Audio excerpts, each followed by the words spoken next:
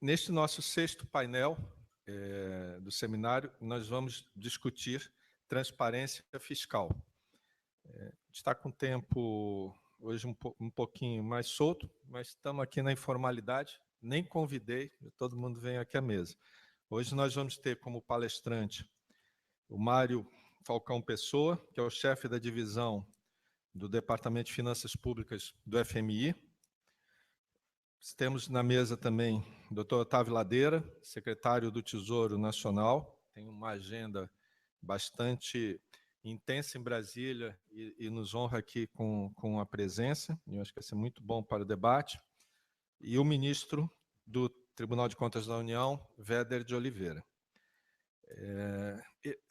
Você me permitiria, exercendo aí do poder de moderador, só fazer, o Manuel já está aqui também, que vai estar no próximo painel, fazer um registro, que eu acho que tem uma curiosidade aqui na mesa, né? Todos aqui da mesa são servidores públicos concursados, né?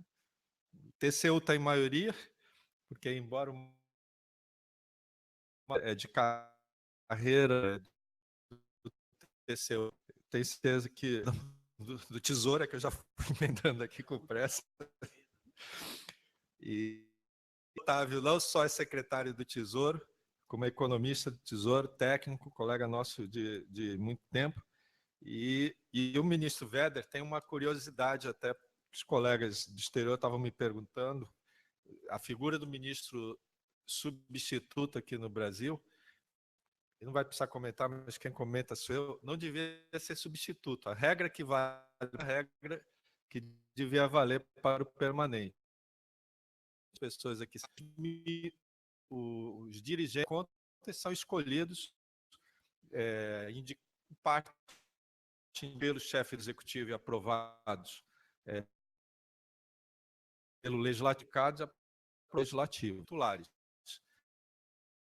Nós temos um instituto que exerce as mesmas funções, substitui no caso de ausência, de férias, de um titular, mas que tem uma diferença importante. Ele é escolhido, que também está aqui, mais do que um ministro, é também, guardadas as proporções, se me permite, como se um funcionário de carreira do TCU escolhido por concurso público. E eu queria destacar, eu acho que esse papel, porque ontem no debate, nós debatemos muito aqui, aliás, no final, né, até se colocou muitos problemas, e Gilbert até tinha me perguntado, mas e as soluções? Eu falei, não, as soluções acho que a gente começa a discutir amanhã, e eu queria registrar que acho que eu vejo como solução não só o tema de transparência fiscal, que acho que é muito grato aqui ao Brasil, como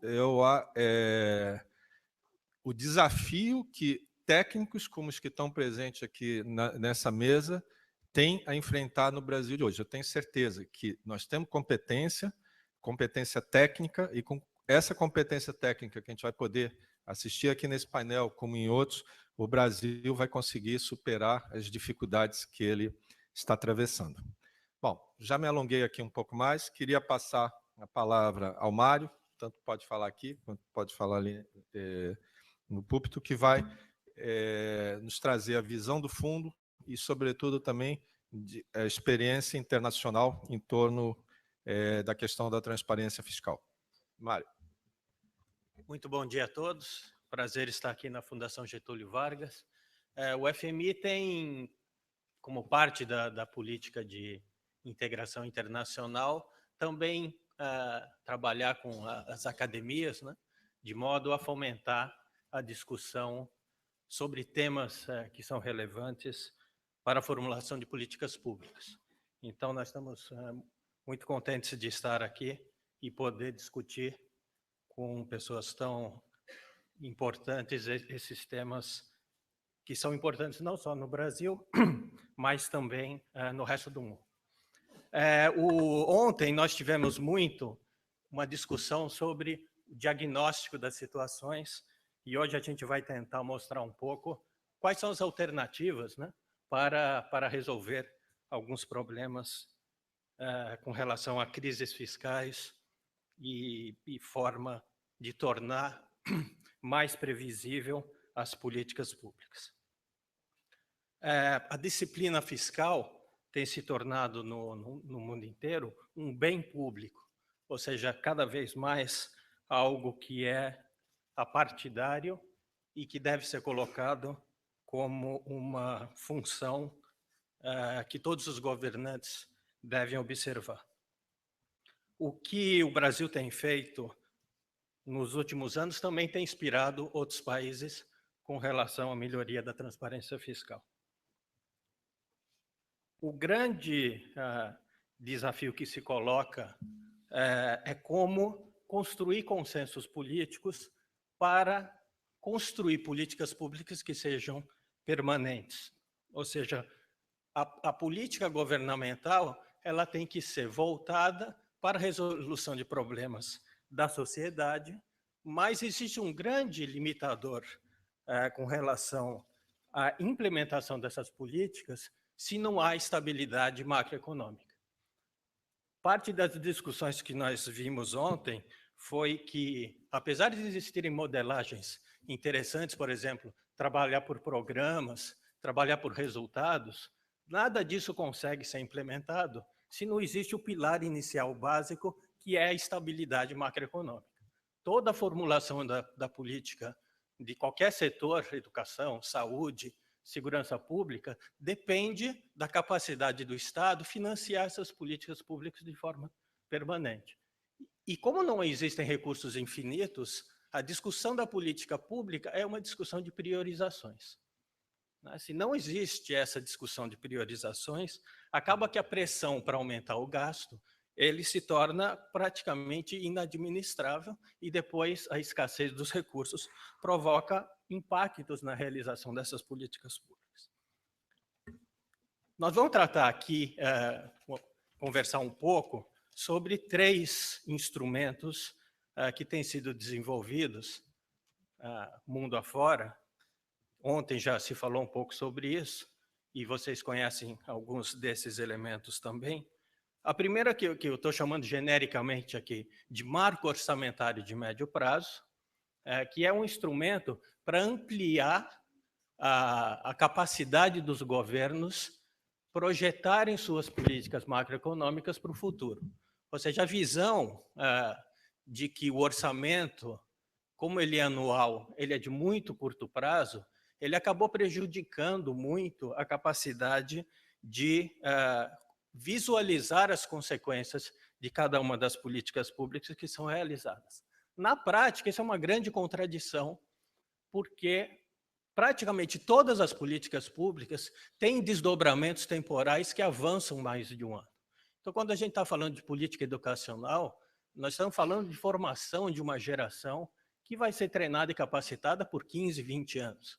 Política de saúde é permanente, política de previdência social e assistência social são permanentes. Então, praticamente toda a política pública governamental ela é uma política de longo prazo. Quando se coloca a forma de financiar essa política pública, é que começam a haver os conflitos, de que se preparam os orçamentos ainda hoje, com uma visão apenas do próximo ano, quando, na verdade, todas as decisões que são tomadas hoje vão ter consequências ao longo do tempo bastante fortes. Para isso, acabaram se criando, na formulação dessas políticas macroeconômicas, determinados tipos de instrumentos que a gente chama genericamente de regras fiscais, e depois se avançou, inclusive, para a legalização dessas regras fiscais através de lei de responsabilidade fiscal, para dar um marco de segurança para as instituições públicas e privadas para tomarem suas decisões. Uma das coisas que mais se percebe é que o contexto macroeconômico dos tomadores de decisão é muito importante. Então, a estabilidade das regras e a capacidade de ter uma visualização das consequências dessa política são importantes ambos para os atores públicos como privados. E depois vamos falar um pouco de um instrumento que tem sido muito ultimamente aumentado muito a sua presença, que são a criação de conselhos fiscais, que são conselhos independentes formados pelos governos, tanto que podem ser criados pelos legislativos como criados pelos executivos, para dar credibilidade aos números e às projeções da política macrofiscal. Então, é um pouco desse panorama que eu vou mostrar alguns exemplos, começando pelo marco orçamentário de médio prazo. Ontem o Marcos Nucifora falou sobre marco fiscal de médio prazo, marco orçamentário de médio prazo, marco de gasto de médio prazo, ou seja, tem uma série de nomes que são utilizados nesses instrumentos, mas o mais importante para se lembrar é que esse instrumento de marco orçamentário de médio prazo, que eu estou chamando o nome genérico, porque tem muita vinculação com uma forma como o orçamento é preparado, ele visa basicamente ajudar a incutir a disciplina fiscal dentro da alocação do processo orçamentário. Ou seja, é transformar os objetivos de políticas de governo em números dos valores que vão financiá-los. Ou seja, quais são os ingressos, quais são os gastos e qual vai ser o endividamento do governo, não só para o ano seguinte, mas para os desdobramentos dos anos anteriores. Ontem nós, com o secretário da Fazenda de São Paulo, Renato Vilela, né, nós discutimos um pouco a questão do custeio dos programas de governo. Para vocês terem uma ideia, né, o que isso significa na tomada de decisão, quando vão pegar uma política pública como as penitenciárias, né, você tem que construir penitenciárias para botar presos, né, que vão estar, muitos deles, muitos anos encarcerados. O que acontece na tomada de decisão quando se decide construir uma nova penitenciária? Uma penitenciária nova custa 50 milhões de dólares. Então, para abrigar 1.000 presos, é mais ou menos o custo médio nos Estados Unidos, só para tomar um exemplo como parâmetro. Só que para operar a penitenciária, ou seja, para contratar os guardas e manter a operação de uma penitenciária, custa 22 milhões de dólares por ano. Ou seja, praticamente a cada 2 anos e meio, vai custar o que custou construir a penitenciária. Então, esse custo, muitas vezes, não é colocado de forma transparente na hora de você fazer a orçamentação desse programa. Coloca o dinheiro para construir a penitenciária, só que às vezes não coloca o dinheiro para contratar os guardas, para fazer a operação e a manutenção, e esse custo que vem de uma forma oculta acaba impactando permanentemente, porque a penitenciária vai funcionar 30, 40 anos e assim por diante. Então, toda a forma como a política pública é desenhada, ela tem que partir de algumas premissas, e aqui, aproveitando que estamos falando com futuros formuladores de política pública e de política privada, tem que responder determinadas questões. Qual o problema que se quer resolver? Quanto vai custar? E como se vai se financiar este novo programa ou essa nova atividade? E isso não só do ponto de vista de gasto de capital, como, por exemplo, a construção de um novo presídio, mas também como isso vai ser financiado ao longo do tempo. Claro que construir uma penitenciária e construir uma escola é uma decisão de natureza política. Né? Se você pegar o custo médio de um preso nos Estados Unidos, que é 47 mil dólares, talvez você pergunte, puxa, será que não era melhor mandar ele para a universidade? Talvez se ficasse mais barato do que colocá-lo na prisão. Né? Então, essa questão que se coloca é como é que você formula sua política de longo prazo e qual o problema que você quer resolver. Essa decisão é uma decisão de natureza que nós que trabalhamos na parte de macroeconômica, não cabe a nós tomarmos essa decisão. Essa decisão vai ser tomada pelas eleições, pelo povo, né, que vai eleger determinadas prioridades e plataformas políticas.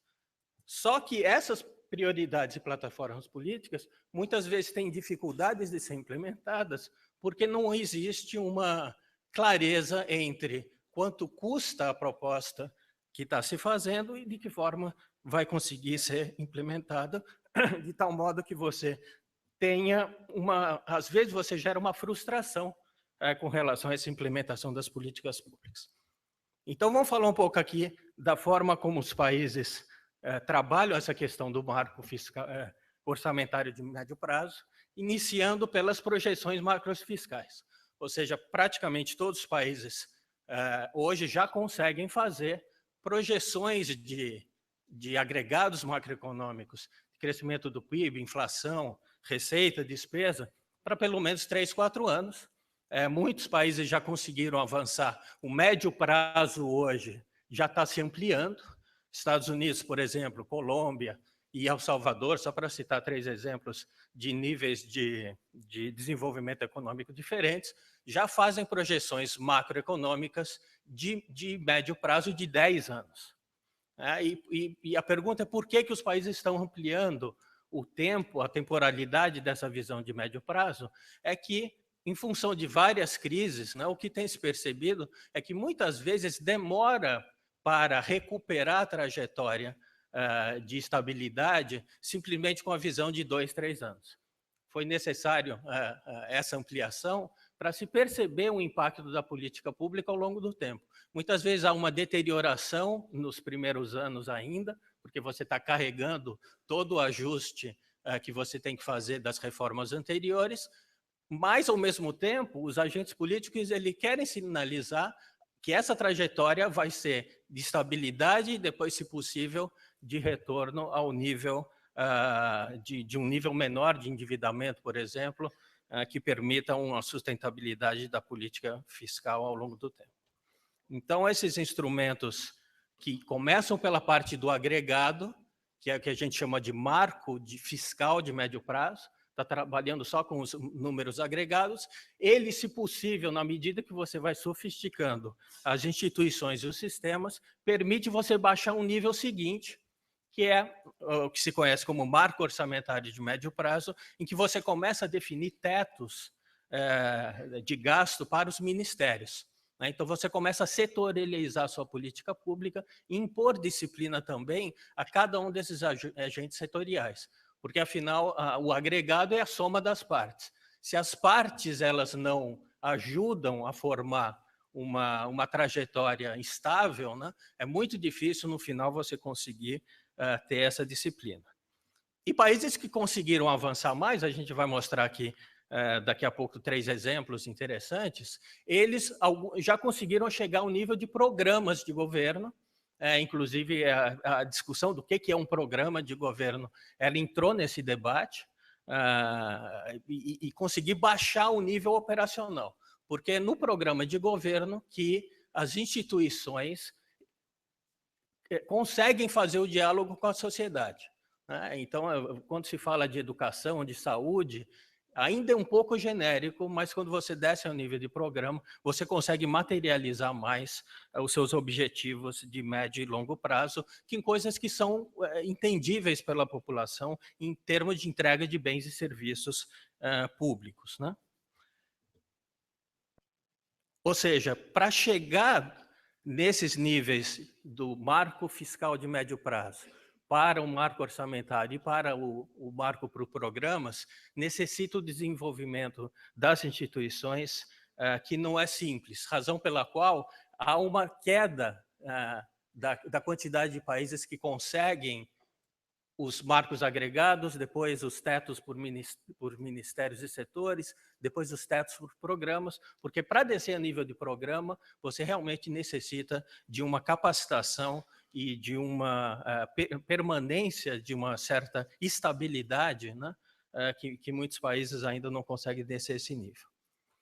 Então, só para mostrar aqui graficamente o processo, o normal é você ter o orçamento discutido apenas para um ano, receitas, despesas, dívidas, como você financia, e à medida que você vai conseguindo ampliar esse processo, você vai quase que construindo um orçamento plurianual.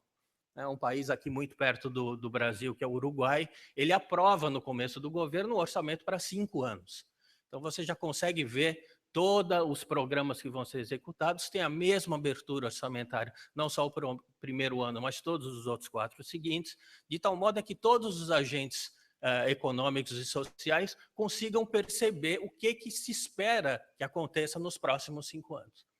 Claro que todos os anos há uma revisão dessas metas para o ano seguinte, para os subsequentes, de forma que você possa calibrar a execução, mas você não perde a visibilidade da trajetória, né? E muitas vezes o orçamento anual ele não permite essa visualização da trajetória.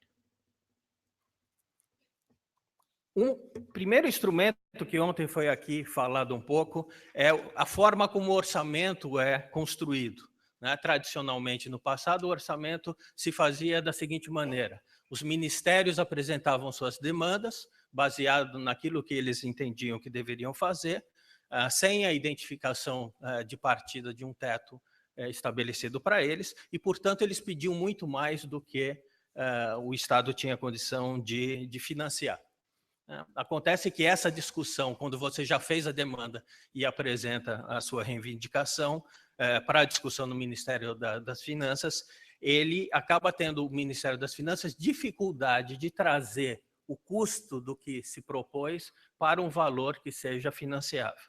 Então, aí existe uma disputa interna muito intensa, de forma a você tentar comprimir o que se desejava fazer, e no final acaba que se manda, em muitos países ainda mandam, orçamentos que são superdimensionados.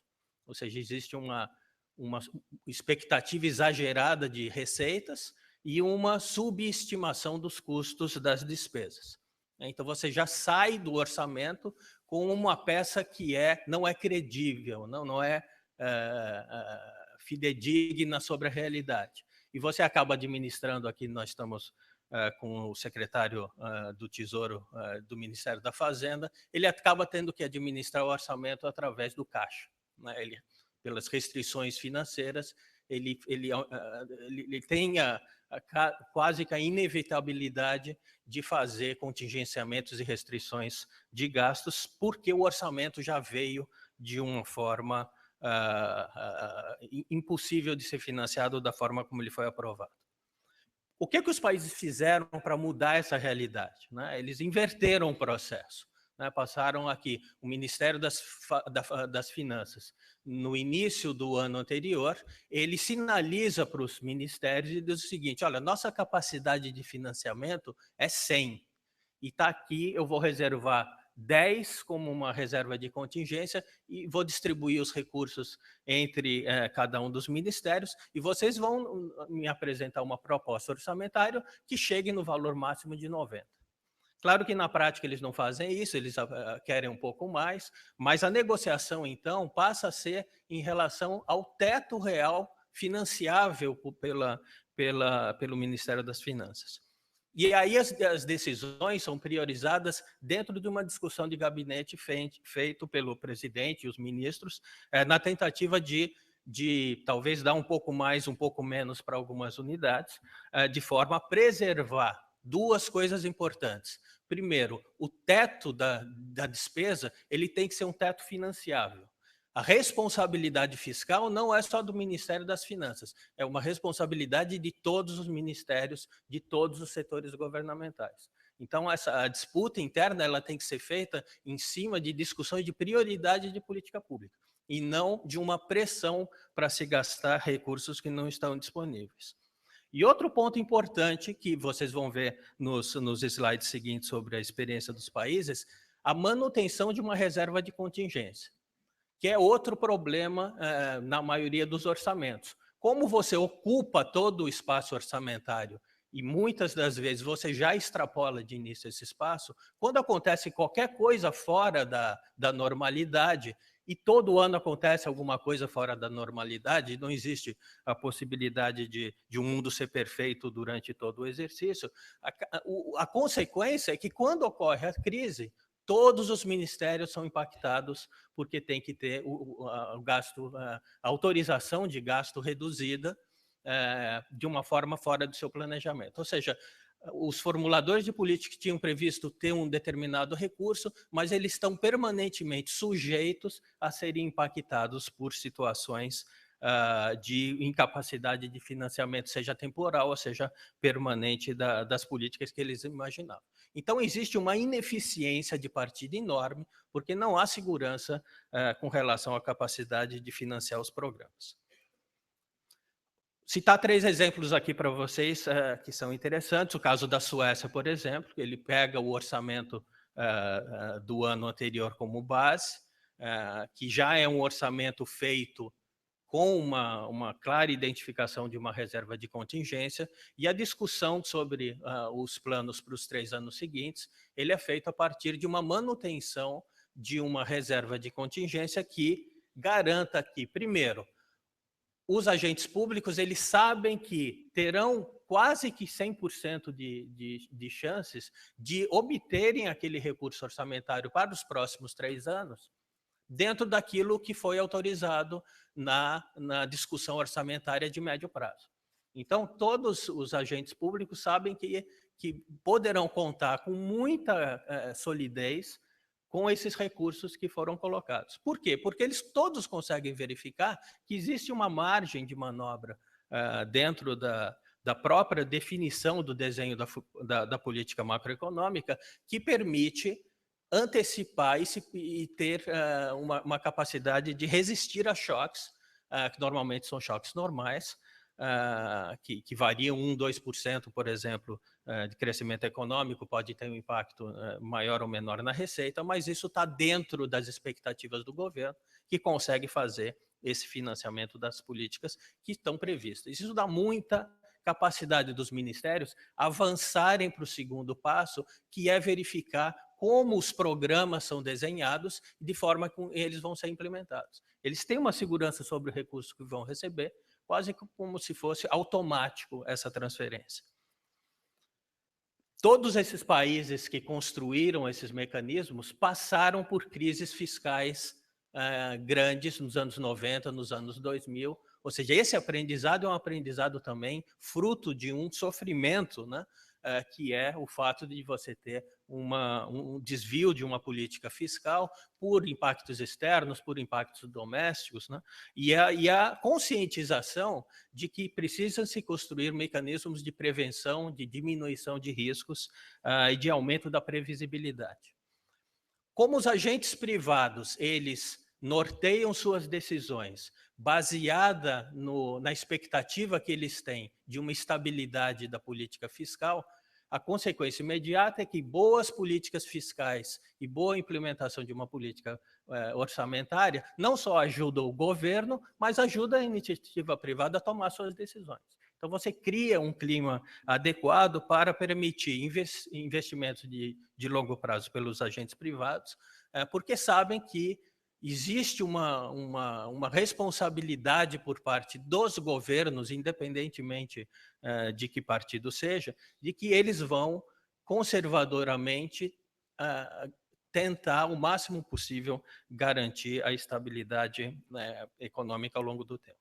Outro modelo interessante, o francês, que ele consegue colocar todas as políticas do setor público nessa definição do marco fiscal de médio prazo, não só o orçamento do governo central, mas ele também faz o orçamento das entidades públicas, das empresas estatais, da Seguridade Social e dos governos subnacionais.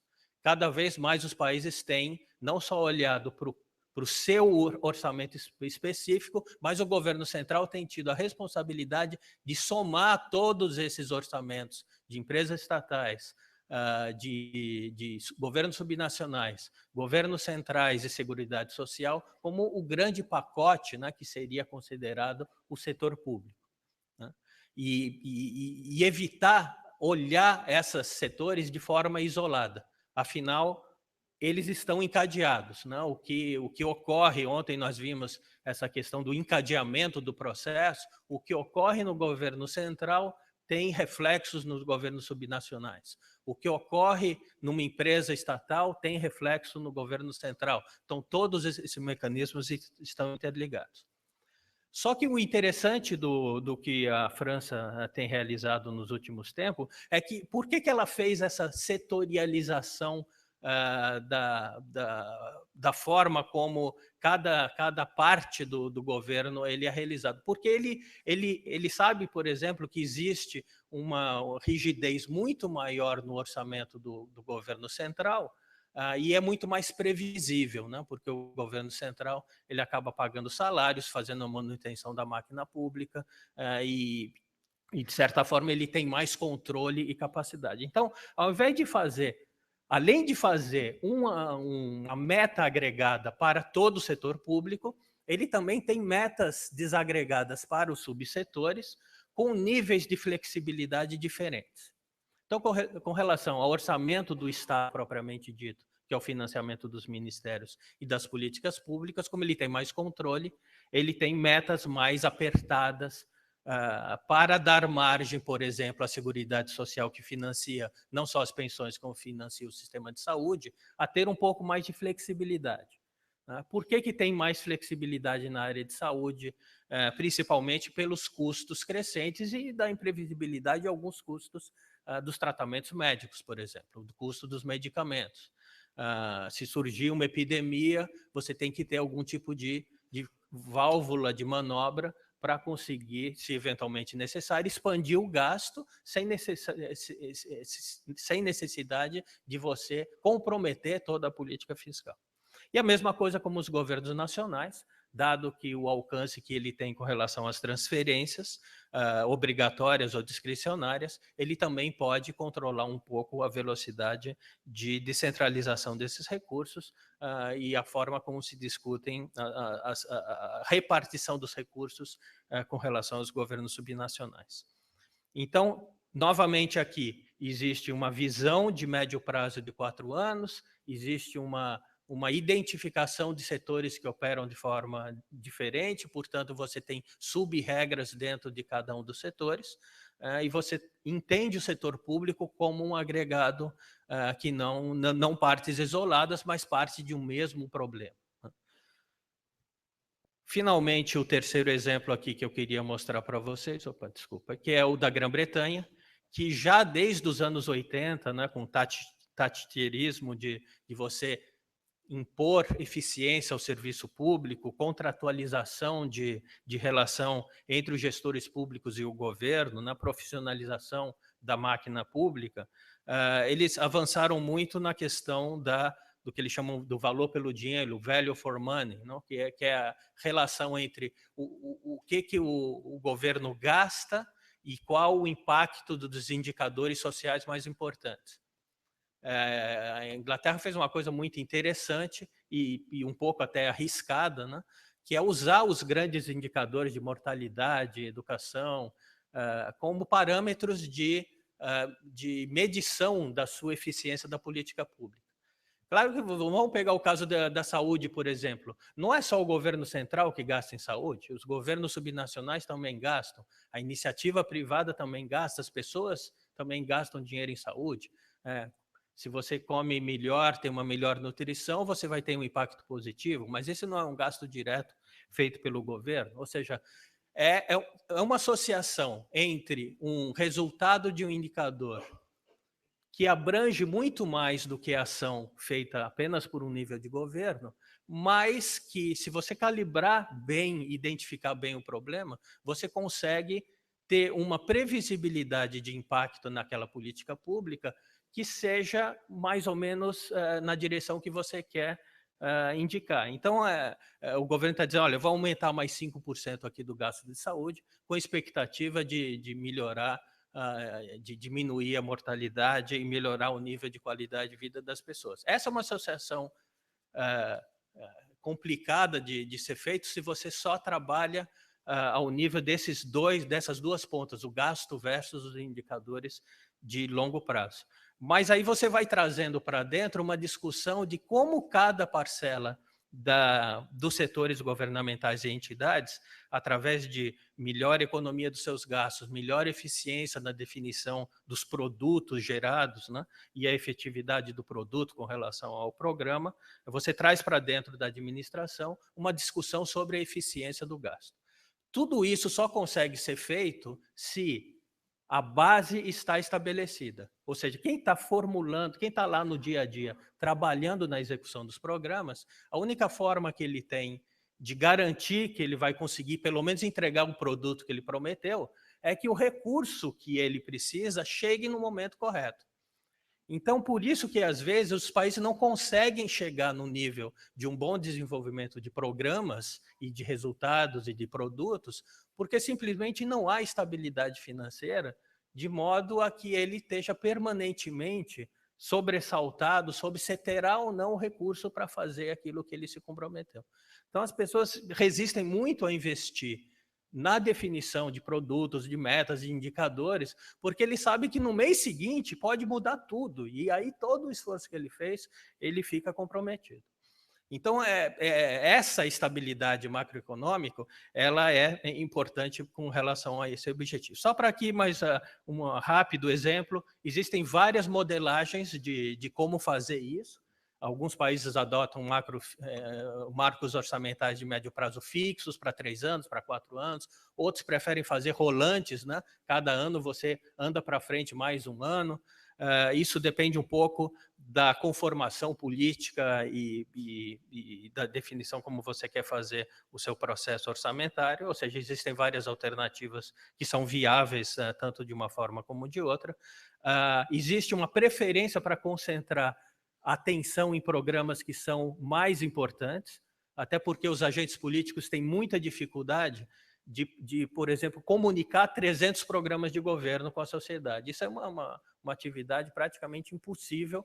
Então, o que os países acabaram fazendo? Escolhendo programas que são enigmáticos, que são importantes e que puxam a atenção com relação à discussão das prioridades. Então, são 25 programas, são 40 políticas, são um número bem mais fácil de você ser comunicado e discutido com a sociedade, por isso eles acabam tendo um nível mais alto. Um dos únicos países que conseguiu baixar o programa a nível de toda a administração pública tem sido a Austrália, por um esforço sucessivo de décadas trabalhando com relação a isso, inclusive com o processo de contratualização das metas com os gestores. Mas, novamente, isso não se consegue fazer simplesmente por um desejo, mas tem que ter as condições para conseguir chegar nesse nível.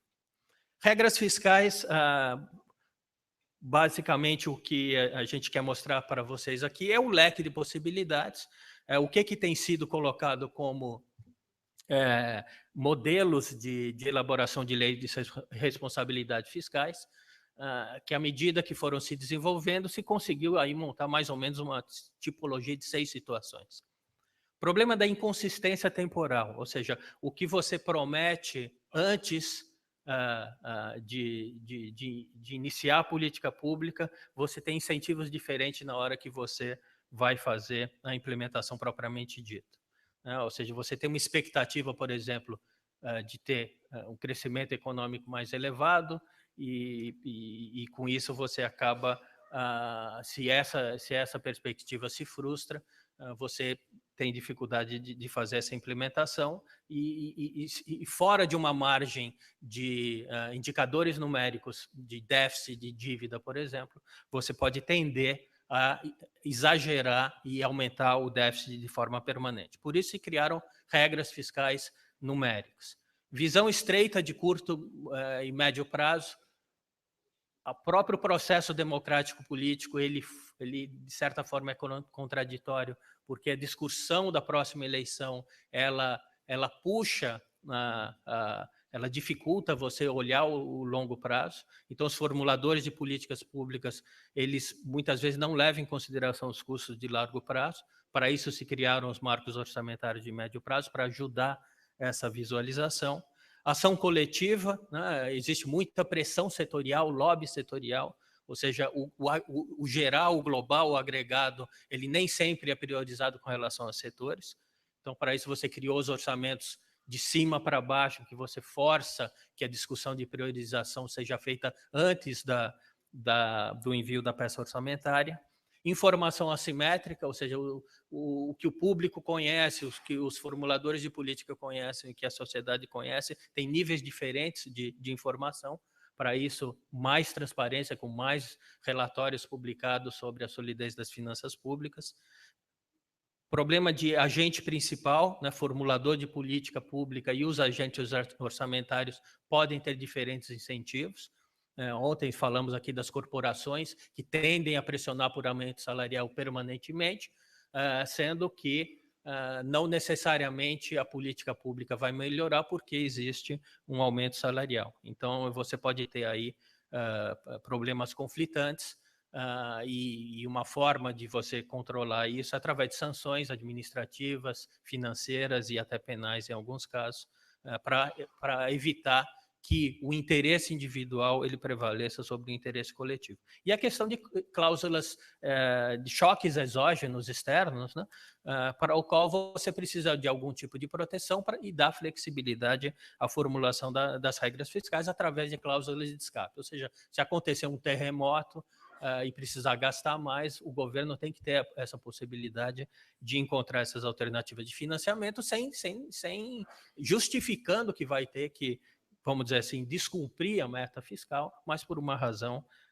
emergencial bem definida e delimitada. Passando rapidamente, regras fiscais, regras de procedimentos e regras numéricas. O Brasil tem todas essas na lei de responsabilidade. O marco orçamentário pode ser um marco fixo para 4, 5 anos, ou pode ser um marco que se move, rolante. Os marcos rolantes eles tendem a ser melhores, porque você está permanentemente repriorizando e reatualizando os processos. Orçamento de cima para baixo, ele faz com que haja uma discussão de gabinete de governo, de ministro, de programas que sejam definidos e sejam discutidos antes de levar a proposta ao Congresso. A aprovação desse orçamento que não deve ser incrementado de forma não sustentável, transparência através de relatórios fiscais, conselho fiscal, que a gente vai trabalhar um pouco, e válvulas de escape, que são mecanismos de disparo, quando é que você pode usar a válvula de escape, e quais são as regras transitórias para voltar à situação normal. Desenho da regra fiscal, o que ele deve ter como premissas, né? Ser simples, ou seja, as pessoas têm que compreender com facilidade a regra estabelecida.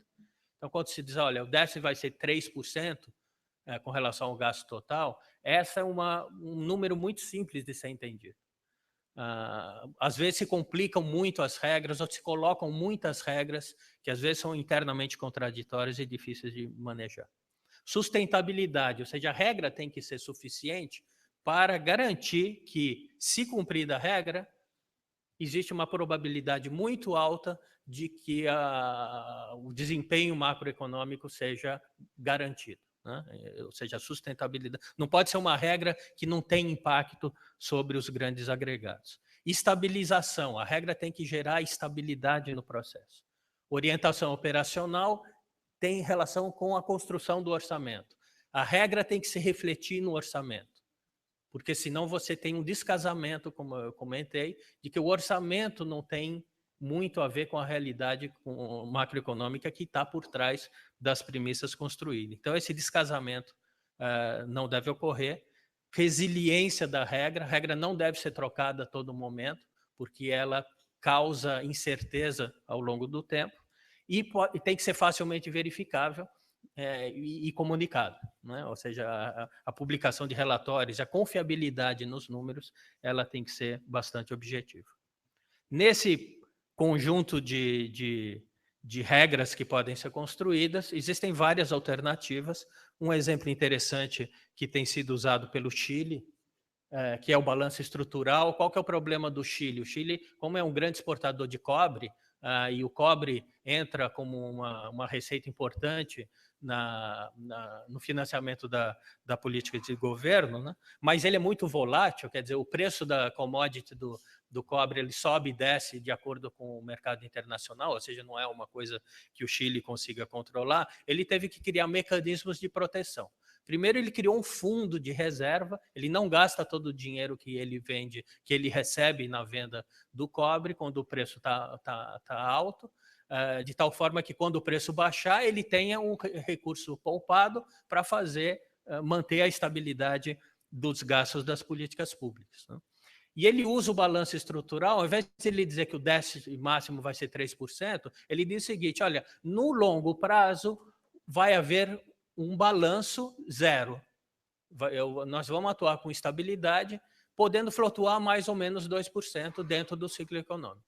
Quando tiver a perspectiva de que vai haver uma recessão, o governo entra gastando mais como uma política contracíclica. Quando ele vê que o preço está melhor e a economia vai bem, ele restringe os seus gastos e poupa recursos, mas ele garante que exista, dentro de uma flutuação esperada entre 2% para mais ou para menos, ele consiga manejar bem essa política fiscal. O Chile, o que fez muito interessante é que ele testou esse processo durante 5 anos antes de transformar isso e colocar isso na lei de responsabilidade fiscal. Outros países adotaram regras de gasto, né? Então, o objetivo foi diminuir o gasto corrente para permitir o incentivo de determinadas políticas públicas, como investimento, por exemplo, em educação, inovação, capacitação, como nós vimos ontem, ou aumentar os investimentos em infraestrutura, que são investimentos que, em geral, geram uma boa correlação, uma boa elasticidade com relação ao aumento do produto interno bruto. E aí tem outras regras de outros países, muito conhecida a regra de ouro, que você protege a inversão de capital, ou seja, você tira da meta fiscal o investimento em capital para proteger esse setor, e assim por diante. Talvez não seja necessário detalhar todos os casos, né? Relatórios fiscais, relatórios ex ante, ou seja, que antes de iniciar o processo, quais são as premissas macroeconômicas que foram adotadas para formular o orçamento, quais os planos orçamentários, custos das políticas públicas. Tem muito pouca discussão a respeito de custo, né? As pessoas não sabem exatamente quanto vai custar essas políticas. Riscos fiscais, ou seja, o que pode acontecer de errado que preveniria alcançar o objetivo estabelecido, mas não é só mapear o risco, mas o que eu tenho que fazer para minimizar esse risco e gerenciar esses riscos que podem provocar impactos muito importantes, e as metodologias de projeção, ou seja, colocar sobre a mesa quais foram as metodologias utilizadas para fazer esses levantamentos das premissas macroeconômicas, de tal modo que você permita maior clareza sobre os pontos identificados que vão balizar a sua política pública. Relatórios ex post, ser muito claro com relação ao desvio das metas, o que foi que causou desvios. Não é possível, porque não é uma ciência exata, a economia gira em torno de milhões de pessoas que tomam suas decisões dia a dia, então não existe uma projeção que possa ser 100% alcançável, né? Vai existir sempre uma inevitável variação entre o que você projetou e o realizou. O que tem que ser feito é melhorar a qualidade dessa projeção através de mais discussão, por que desviou, quais foram as razões que impediram que as receitas fossem do tamanho que se imaginava e as despesas também, e fazer nesse processo de interativo a melhoria do mapeamento e da identificação da qualidade dessa informação. Explicação dos desvios de prognóstico, pode ser mudança de política, inclusive mudanças contábeis, que podem parecer pouco relevantes, mas muitas vezes ela tem impacto na forma como você descreve os números da política fiscal. E cumprimento das regras fiscais, se cumpriu ou não cumpriu, se não cumpriu, por que não cumpriu, e quais são as medidas corretivas ao longo do tempo. Tudo isso numa visão plurianual. Cada vez mais, não dá para pensar só no ano seguinte, tem que pensar numa perspectiva de mais longo prazo. Rapidamente aqui trabalhar a questão de gestão do risco, 4 abordagens que nessa definição do desenho das regras fiscais, exclusão, muitos países excluem os juros da dívida, por exemplo, o Brasil faz isso, né, trabalha com o déficit primário e não com o déficit total. A maioria dos países trabalha com déficit total. A gente entende que essa é uma linha mais adequada, porque você pega todas as situações, mas muitas vezes o custo da dívida não é muito fácil de ser previsível. Seguro-desemprego, às vezes, por causa de uma política contracíclica, você pode proteger essa política. Em tempo de recessão, esse gasto tende a aumentar, né? Então, pode ser que tenha uma justificativa para você preservar esse aumento de gasto em função da necessidade de ter um amparo social para aqueles que estão perdendo o emprego. Seguridade social, receitas vinculadas e transferências para governos locais são outras modalidades que se excluem quando se fazem essas metas fiscais. Permitir ajustes, variação de inflação, por exemplo. Você tem uma determinada meta de inflação, mas se a inflação for de fato maior, você teria uma justificativa para explicar alguns desvios. Volume de mudanças, você pode ter algumas políticas públicas que você previu para atender uma determinada quantidade de pessoas. Na área de saúde, isso é uma coisa muito constante, né? Você tem uma nova epidemia, você vai ter que atender mais gente, né? E você vai gastar, né? Pode ser que você gaste mais dinheiro. E se você não tem nenhuma contingência, nenhuma reserva, você tem um impacto imediato na sua política pública. Na Suécia, por exemplo, recentemente, com a entrada dos refugiados vindo do Oriente Médio, como eles tinham o colchão de contingência, o que aconteceu? Eles conseguiram ampliar a proteção aos refugiados sem impactar as demais políticas públicas, né? O que demonstra aí, uma forma muito direta, a vantagem de ter esse tipo de reserva. Alguns exemplos de países que têm: Holanda, 0,25% dos gastos, Reino Unido variando cerca de 1%, Canadá tem mais recurso em reserva de contingência, Suécia mais ainda, e Austrália chega até 5% em determinados anos. Ou seja, o colchão também varia de acordo com o risco que o governo está querendo assumir. E, no final, a arquitetura orçamentária, que tem demonstrado que é melhor trabalhar com menos programas, com programas que são mais diretamente vinculados ao atendimento da população, do que trabalhar com uma quantidade muito grande, pulverizada de iniciativas, pelos quais é difícil você fazer uma relação entre o resultado esperado e a política pública implementada. Rapidamente tratar de uma coisa que tem ganhado um enorme impulso, principalmente na Europa nos últimos tempos, que é a questão dos conselhos fiscais. O que é um conselho fiscal na definição que a gente entende de independente?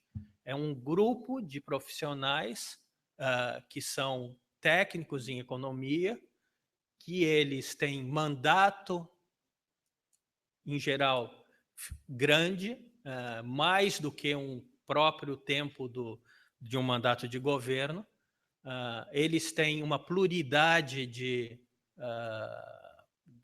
tipo de perfil de escola econômica, ou seja, na seleção que é feita por concurso público, se privilegia a diversidade da composição. Tem que ter uma remuneração compatível com o nível de responsabilidade, ou seja, conselho que trabalha de graça não funciona no longo prazo, porque as pessoas têm que ter tempo, dedicação e você, não, eu vou convidar um amigo para ser conselheiro e tal, e ele não vai receber nada, vai trabalhar no fim de semana, à noite, isso não funciona do ponto de vista de estabilidade. O conselho tem capacidade de publicar relatórios de forma independente, se comunicar com a imprensa de forma independente e ter acesso amplo a informações públicas. Existem vários modelos de conselhos fiscais, aqui um exemplo de um leque interessante, e varia um pouco o objetivo do conselho. Então, a gente tem basicamente 3 tipos de perfis. Conselhos que avaliam a qualidade das projeções fiscais feitas pelo governo. Em geral, eles têm tamanho que são relativamente pequenos, até umas 30 pessoas, mais ou menos, entre os membros do conselho e o apoio técnico para fazer essas projeções. Chile tem 12 pessoas, Croácia, Irlanda, França tem uma quantidade menor. Então, basicamente, quando o governo prepara suas projeções macroeconômicas para fazer o orçamento, esse conselho dá uma opinião dizendo o seguinte: olha, o que o governo está propondo tem credibilidade, ele é feito dentro de técnicas adequadas e essas projeções estão suficientemente bem estruturadas para nortear uma boa, não tem viés, né, com relação à preparação do orçamento. Então, esse é um conselho mais simples.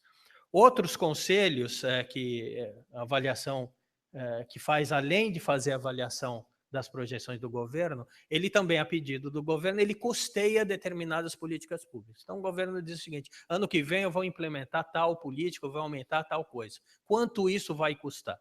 E esse conselho prepara um relatório dizendo vai custar tanto, né? E aí a questão é definir como é que o governo vai financiar este custo adicional. Então, é uma avaliação também independente do custeio, para não dizer que o governo está subestimando, por exemplo, o custo de uma determinada nova política pública. Outros avançam ainda mais, como é, por exemplo, o caso da Bélgica, que o conselho, que é um conselho grande, foi criado nos anos 60, é um dos primeiros conselhos criados em 1962, ao invés do governo fazer suas projeções macroeconômicas, o conselho é que faz as projeções e diz, e dá para o governo esse dado para ele utilizar na formulação do orçamento. É o caso, assim, vamos dizer, mais extremo, em que até a definição dos parâmetros macroeconômicos são feitos por uma entidade independente. Então, o governo diz o seguinte: eu estou usando um parâmetro dado por uma entidade independente e, portanto, a princípio, não existe viés com relação a ser mais otimista ou mais conservador, dado que não foi feito de uma forma intencionalmente enviesada para proteger alguma determinada situação. E outros ainda avançam mais, que chegam, talvez, o maior conselho que existe, que é o dos Estados Unidos, em que realmente eles fazem as três coisas: avaliação, prognósticos e custeio de políticas públicas. O conselho, por exemplo, da Austrália, que faz avaliação e custeio, um dos custeios interessantes que eles fazem é quando há uma eleição, cada partido apresenta suas propostas e seus programas de governo, e essa instituição custeia. Quanto é que vai custar o que você está prometendo? Para as pessoas saberem se essas propostas que foram feitas na campanha são financiáveis ou não. A discussão é porque, ao final, cada um promete mais do que o outro, né? E a eleição acaba ficando complicada de você, para o eleitor, fazer uma avaliação de realmente qual é a melhor política pública, qual é financiável ou não. Então, esse conselho faz esse tipo de avaliação antes das eleições, de tal forma a dar ao eleitor uma perspectiva melhor sobre a financiabilidade desses instrumentos. Bom, então, em linhas gerais, eu estou só essa última como conclusão, né? São três instrumentos importantes que a gente mostrou aqui, que para aumentar a credibilidade, controle e transparência da formulação das políticas macroeconômicas e como elas se desdobram nos orçamentos. É importante desenvolver regras fiscais contracíclicas, né? A gente tem visto que muitas das políticas são pró-cíclicas, né? Quando cresce, você gasta mais, quando tem recessão, você gasta menos, então, no final, o governo acaba até agravando as crises, porque não tem políticas contracíclicas, e para ter políticas contracíclicas tem que guardar dinheiro em tempos bons, né? E muitas vezes existe muita resistência a ver essa economia intertemporal. E tem uma visão de médio prazo, cada vez um médio prazo mais alongado, para 5, para 10 anos, e outras também de visualização de longo prazo. Acabou? Acho que sim. Era isso que eu tinha para comentar. Obrigado, doutor.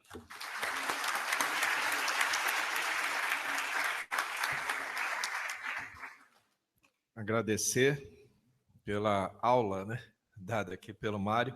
E acho que, falando em aula, acho que não resisto a registrar, quer dizer, que se a gente terminou ontem aqui com os alunos meio desencantados, acho que hoje a gente começa vendo que tem muito que a gente pode fazer. Aliás, acho que eu não resisto a comentar, quando a gente vê o Mário aqui expondo, que o Brasil tem uma excelência técnica na área fiscal e tributária, que acho que, como poucos outros países, tem tanta gente em Washington, em outros países, trabalhando nessa área, como o Mário, Luiz, né, na OCDE, o Luiz, que estava no BID, o Ricardo, que também, né, teve no fundo, e vários, aliás, em Washington, não faltam brasileiros trabalhando na área tributária e na área fiscal como um todo. E eu só faço esse registro para reforçar. Acho que tem soluções técnicas e a gente tem competência para fazer. A gente precisa conseguir migrar isso para o nosso mundo da política e do dia a dia. E muito já está sendo feito, e eu acho que é o que a gente vai poder ouvir agora com o Otávio do que já vem sendo feito na Secretaria do Tesouro.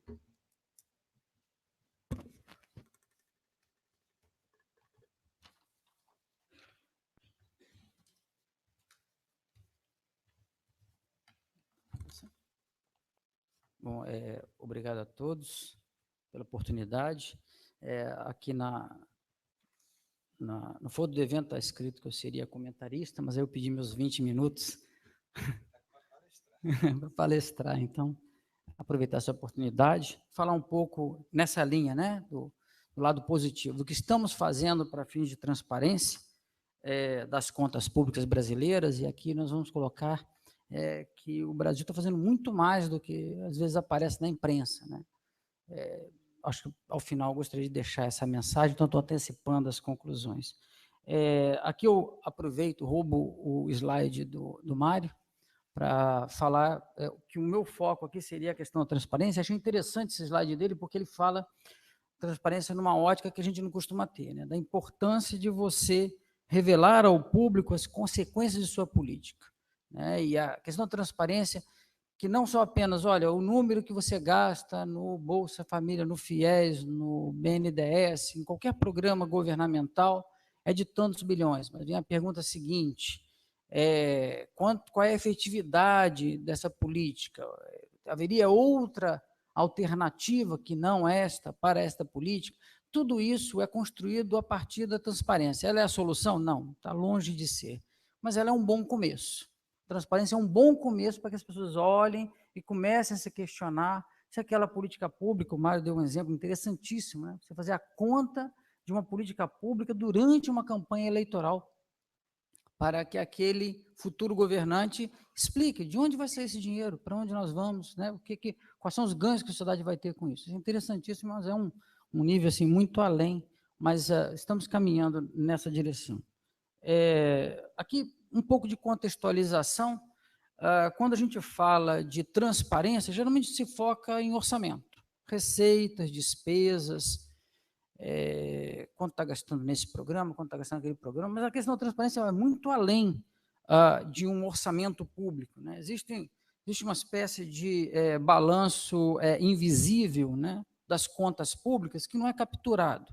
Então, aqui eu trouxe alguns exemplos, e todos eles, o interessante é que todos eles, de alguma maneira, afetam a evolução da dívida pública, direto ou indiretamente. Aí eu trouxe aqui alguns exemplos. Por exemplo, no lado das receitas, nós temos as isenções tributárias. Estava até no café aqui conversando sobre as isenções tributárias, né? 5% do PIB, 300 bilhões de recursos públicos que são isentos, né? Zona Franca de Manaus, uma série de programas públicos que isentam determinados agentes públicos e privados de pagar os seus tributos. Qual o retorno disso? É feita uma avaliação periódica dessas isenções tributárias. Então, hoje, o governo divulga um montante das isenções tributárias, aliás, divulga há bastante tempo esses números. É uma forma de você prestar conta à sociedade e demonstrar para a sociedade que existe, sim, uma série de recursos públicos que não são arrecadados, né, tributos que não são arrecadados, em benefício de grupos específicos no país. Do lado das despesas, tem aquelas despesas, nós vemos só as que estão ocorrendo, mas deixamos de ver, por exemplo, a projeção futura dos déficits da Previdência. É um exemplo de uma despesa pública futura. Nós temos riscos judiciais que não são capturados, agora estão sendo capturados, que eu vou mostrar mais à frente, que vão mais à frente poder pressionar a despesa pública, então você pode se antecipar a ele. Todos os passivos contingentes, de um modo geral, alguns em particular, o governo brasileiro, o Ministério da Fazenda, a Secretaria de Nacional, já estão trabalhando na direção de dar transparência a eles. Mas a questão da transparência, como falei, vai além de receitas e despesas. Quando nós olhamos que ativos e passivos públicos afetam, obviamente, a evolução da dívida pública, afinal você tem todos os juros sobre os passivos e os juros recebidos dos ativos, diferenciais entre ativos e passivos também afetam o endividamento público e também fazem parte de políticas públicas. Ali eu destaquei dois itens de ativos, né? Os créditos BNDES são um ativo público, uma política pública, na verdade, que tem todo um custo, e esse custo é mensurado pelo governo, divulgado bimestralmente pela Secretaria do Tesouro Nacional. Para quem não viu os números lá, são 675 bilhões em subsídios ao longo de toda a vida, né? Dos subsídios trazidos ao valor presente, 175 bilhões é quanto custa esses subsídios. Também é uma informação pública disponibilizada bimestralmente pelo Tesouro Nacional na internet, em parte até a partir de uma solicitação do Tribunal de Contas da União e de uma lei que foi recentemente aprovada. Tem também outros ativos, como, por exemplo, esse é um famoso ativo invisível, que não aparece nas nossas estatísticas, que é a dívida ativa da União. Então, nós temos 1 trilhão e 400 bilhões a receber, e o percentual desse montante que é efetivamente arrecadável é muito menor, cerca de 10%. Também está disponível essa informação no site do Ministério da Fazenda, para qualquer cidadão analisar, inclusive pelos principais devedores do governo, e agora nós divulgamos no nosso Balanço Geral da União o percentual que nós acreditamos que podemos receber desse montante. Está lá o desconto dado no valor da dívida ativa. São todas informações públicas disponíveis para qualquer cidadão. Também, agora, recentemente, fizemos um ajuste no crédito tributário, que é a parte que ainda está sendo discutida no CARF, com contencioso administrativo, judicial. Também pegamos esse valor que estava registrado no nosso balanço e demos um desconto proporcional ao que acreditamos que podemos receber.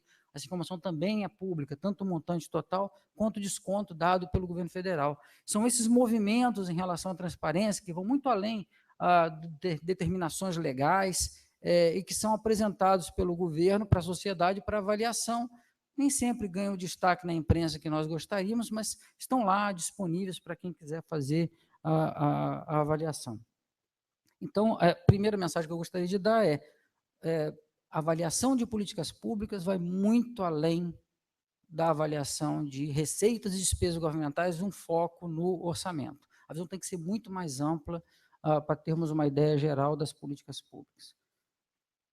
Aqui, só aproveitando o tempo que me foi dado para falar um pouco sobre a Secretaria do Tesouro Nacional, em particular, que está na nossa missão, a questão da transparência, a questão da qualidade do gasto público. Ontem tivemos a apresentação aqui da Fabiana Rodopoulos, que falou sobre a qualidade do gasto público, inclusive lançamos um livro no ano passado sobre esse tema, e agora nós falando sobre transparência, são dois pilares muito importantes da Secretaria do Tesouro Nacional, esses dois temas.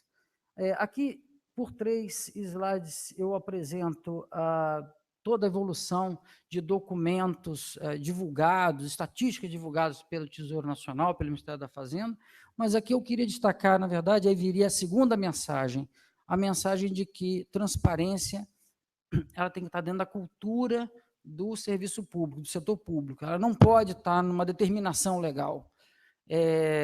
Vocês vão ver aqui que poucas dos avanços que ocorreram aqui estão calcados em determinações legais. E aqui além do resultado do Tesouro Nacional, que foi o primeiro documento nós divulgado em 95, eu queria dar destaque a 3 movimentos, 2001, 2007 e 2 em 2007. O primeiro, Plano Anual de Financiamento da Dívida Pública no Brasil.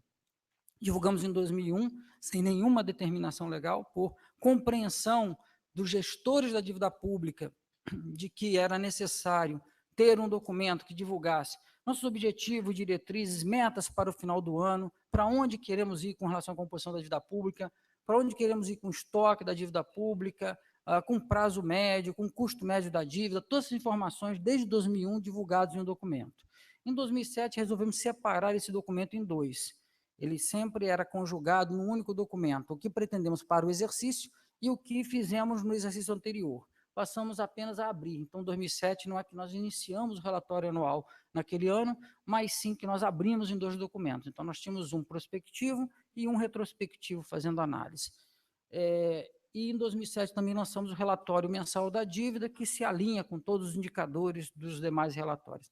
Por que eu trago isso aqui? Recentemente, inclusive, há uns 5 anos, nós passamos a divulgar a nossa composição ótima da dívida. Para onde queremos ir no longo prazo? Soltamos um documento extenso, explicando qual a metodologia que nos faz chegar àquela conclusão. E no ano passado, desculpa, esse ano agora em janeiro, divulgamos dentro do plano de financiamento a nossa meta de médio prazo, ou seja, eu tenho onde eu estou hoje, eu tenho onde eu quero chegar lá na frente, e agora nós projetamos para 10 anos, a composição da dívida pública, estoque, prazo médio e a composição dos indicadores para os próximos 10 anos num documento oficial do governo. Quando estávamos fazendo essa avaliação há 4, 5 anos, se colocaríamos ou não a composição ótima da dívida dentro do documento, buscamos a experiência internacional para ver como os outros países lidavam. Aí nós tínhamos Nova Zelândia, um ponto fora da curva, uma divulgação impressionante de todas as estatísticas, um ponto de referência interessante, e alguns poucos países que se aproximavam da transparência que o Brasil tinha com relação à dívida pública. Canadá, Inglaterra, e tinha Suécia.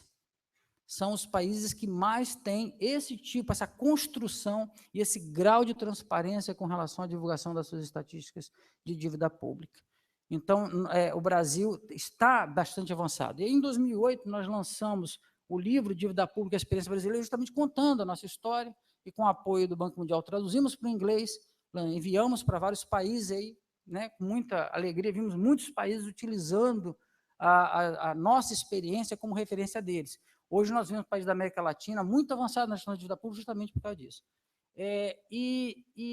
Nesse aspecto, foi feita uma avaliação do IIF, o Institute of International Finance, lá em 2001 começou, 2005 avançou, na direção de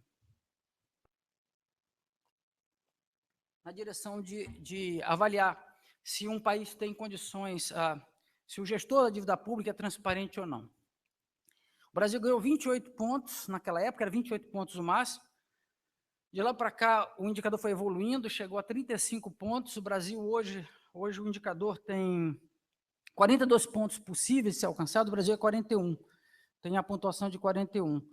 Porque em 2014 nós não fizemos roadshows com investidores.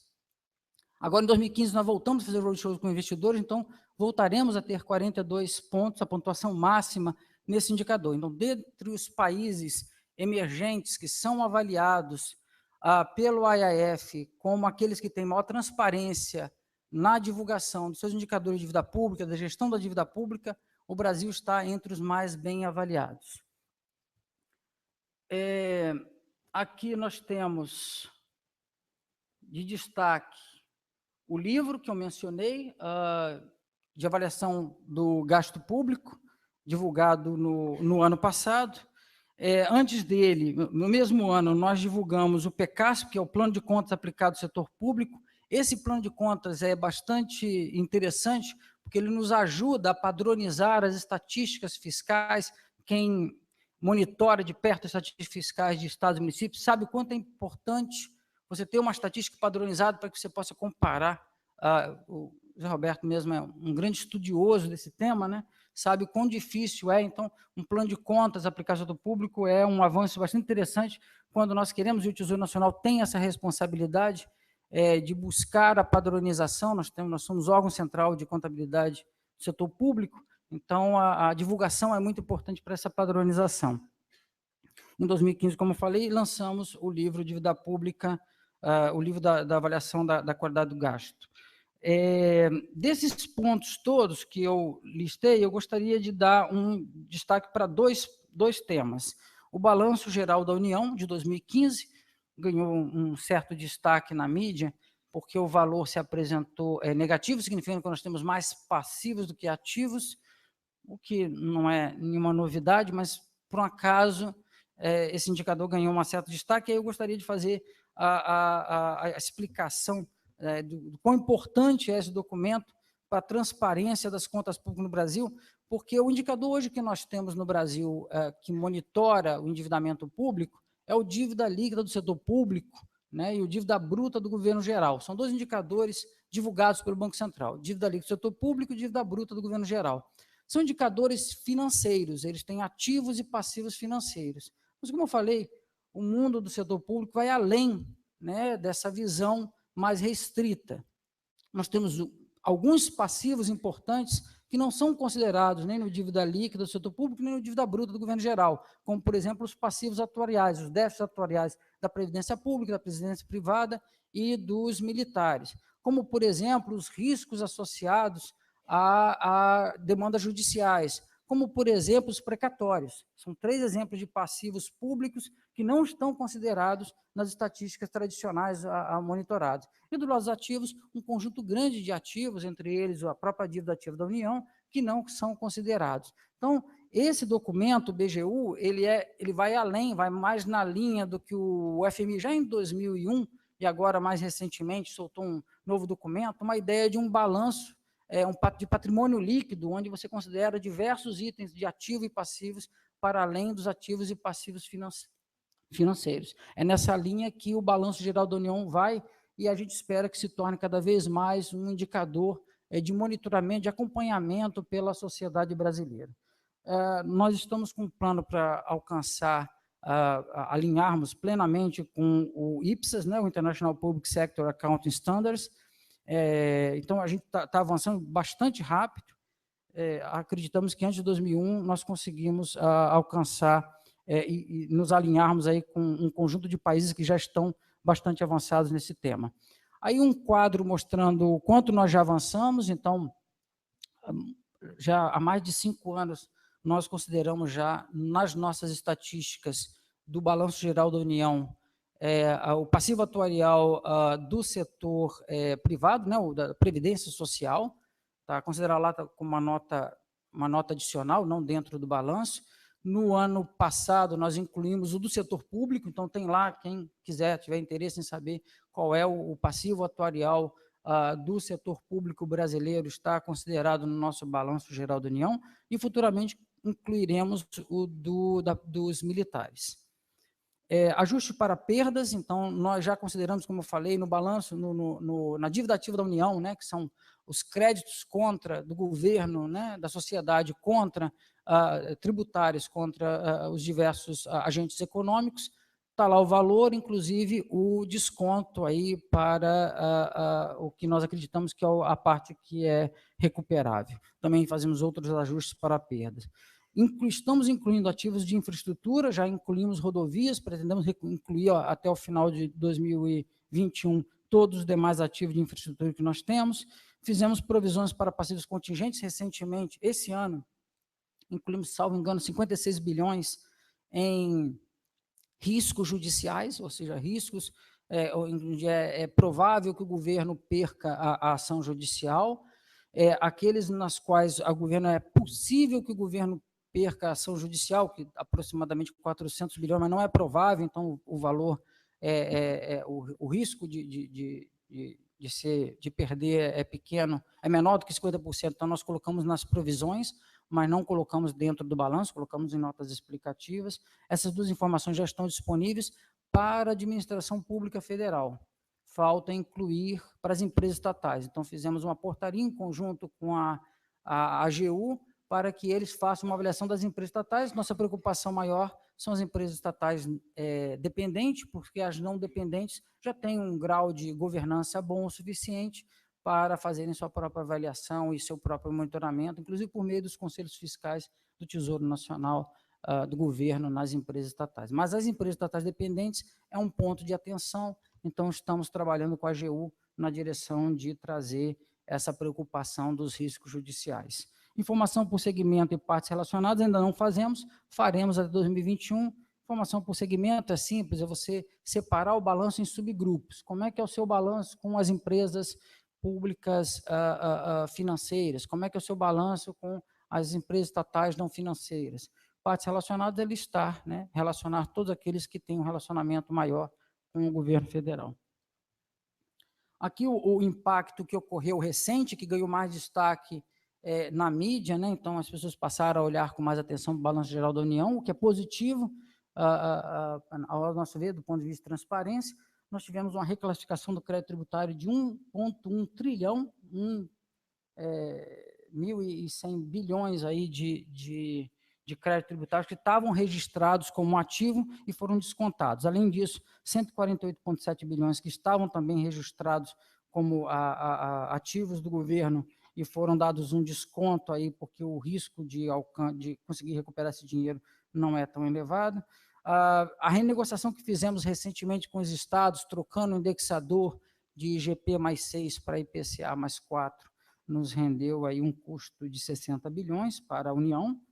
A provisão de ajustes judiciais que eu mencionei, né, nós agora estamos incluindo as ações judiciais das quais nós temos o risco de perda maior, são os possíveis, 56,4 bilhões, tem os prováveis são próximo de 400 bilhões, e o RPPS houve um pequeno ajuste, porque ele é muito sensível, como é um valor atuarial trazido a valor presente, qualquer mudança nos parâmetros afeta razoavelmente o número. No total de impacto esse ano, 1,4 trilhão foi de 2014 para 2015. Deve ser a última grande mudança ocorrida, talvez os militares, alguma coisa, mas não acreditamos que tenhamos uma mudança tão forte quanto essa que aconteceu nessa virada de ano. Aqui a evolução do que pretendemos fazer em relação ao Balanço Geral da União para os próximos anos, até 2020, quando concluiremos esse alinhamento com as experiências internacionais, com as melhores práticas internacionais em contabilidade pública. Aqui só uma menção ao reconhecimento dos passivos, né, o não circulante e o contingente. E o segundo exemplo que eu gostaria de trazer é o SICONF, que é um sistema do governo federal, que foi construído em substituição ao SIS-TN. É um sistema bem mais completo do que o SIS-TN. Ele alcança todos os estados e municípios que podem lançar dentro do sistema suas estatísticas fiscais, e por meio do FINBRA, que é um sistema que puxa as informações do SICONF, e você pode fazer qualquer tipo de pesquisa com relação a gasto de pessoal, com relação a gasto em investimento, com relação a qualquer item que queira fazer da informação de estados e municípios e do próprio governo federal, ele é possível através desse sistema. Na proposta que enviamos ao Congresso recentemente, projeto de lei complementar, incluímos a obrigatoriedade de todos os estados e municípios de lançarem no sistema. E a vantagem dele é que no momento que a pessoa lança no sistema, os relatórios deles, tanto os bimestrais, quadrimestrais, quanto os anuais, saem automaticamente no momento do registro. Qual é a vantagem para nós?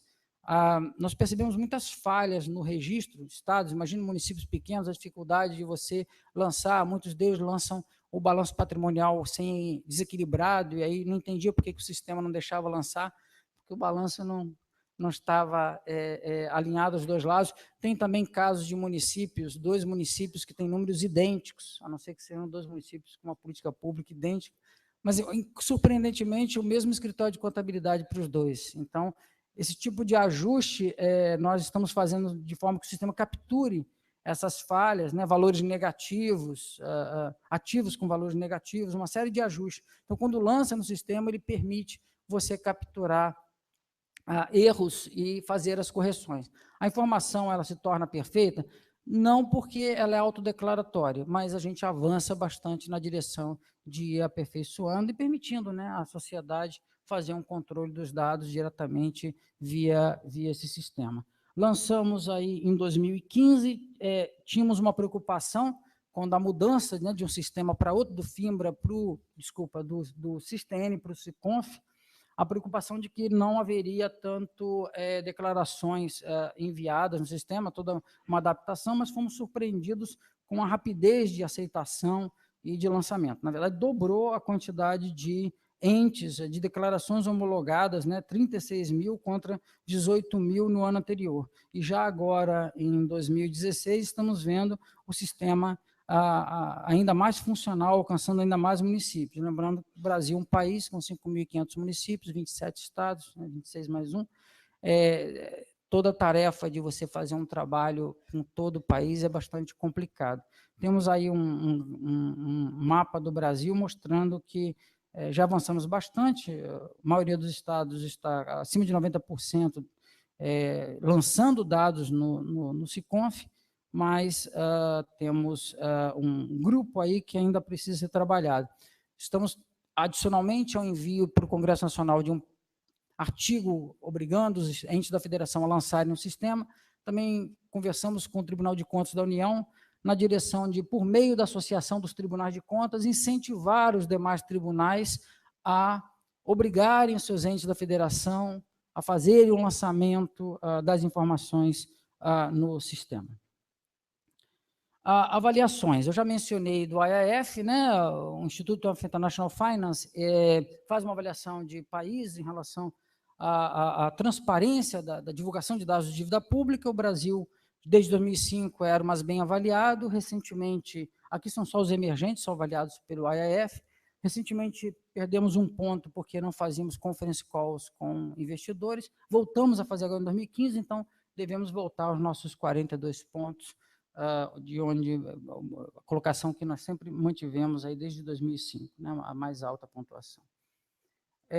Com relação ao orçamento, né, saindo da esfera da gestão da dívida pública e indo para o lado do orçamento, temos aí uma boa classificação, somos o 6º país mais bem avaliado no Open Budget Index, com 77 pontos, aí, próximo de países considerados com bastante transparência na divulgação dos seus orçamentos, das suas estatísticas públicas. Aqui uma comparação com os países regionais, né, os países próximos ao Brasil, vendo que o Brasil está bem acima da média global e acima dos demais países da América Latina, do ponto de vista de transparência do seu orçamento. O Fundo Monetário Internacional tem um documento interessante chamado Código de Boas Práticas de Transparência Fiscal, o Fiscal Transparency Code, que ele construiu em 98, foi aperfeiçoando, em 2007 fez uma versão mais atualizada, e agora em 2015 lançou um novo código com 4 pilares muito bem definidos, bem amplos, envolvendo inclusive avaliação de ativos não financeiros, uma série de novos itens sendo considerados, a avaliação de riscos fiscais, inclusive. Está um código bastante interessante. Como nós fizemos uma avaliação em 2001 e fizemos uma em 2005, solicitamos o FMI que nos ajude a fazer uma avaliação agora em 2016, à luz do novo Código de Transparência Fiscal. Nós chegamos a fazer aqui é um quadro mostrando os 4 pilares, né, e os seus subitens, para ter uma ideia da amplitude desse documento, faz uma varredura bastante interessante na transparência fiscal dos países, né, mas aí nós fizemos a nossa própria avaliação e convidamos informalmente um colega do FMI, que eu não vou citar o nome, para dar uma olhadinha e nos ajudar a ter uma noção se nós estávamos, e surpreendentemente nós estávamos sendo até um pouco mais criteriosos do que imaginávamos, né? Fizemos um ajuste aqui e ali, e o interessante, bom, primeiro, obviamente, que na nossa primeira leitura, ainda informal, nós estamos com uma pontuação razoável, 1/3 aí praticamente nós estamos considerados como avançados, 28%, quase o outro 1/3 aí, boa, mais 25% de básico, ou seja, mais de 75% bem, ou relativamente bem posicionado. E interessante que os itens que a gente, alguns itens aqui, eles podem ser melhorados com pequenos ajustes administrativos, técnicos, entre o Ministério da Fazenda e o Ministério do Planejamento, mudança de procedimentos, a gente pode melhorar, como, por exemplo, a avaliação de riscos macroeconômicos e análise de sustentabilidade fiscal de longo prazo, são ajustes que podem ser feitos de forma administrativa, técnica, sem precisar de mudança legal, sem precisar de qualquer tipo de contrato mais amplo com outros entes da federação ou com outros entes dentro do governo. Esse é o lado positivo. Aí nós, como eu falei, nós convidamos o Fundo Monetário Internacional agora formalmente para nos ajudar a fazer a avaliação desse mapa geral, já percebendo que o Brasil está, à semelhança do que os outros indicadores já demonstraram, com uma posição bastante positiva internacionalmente, ainda que tenhamos, obviamente, muito o que avançar. Bom, é isso. Muito obrigado.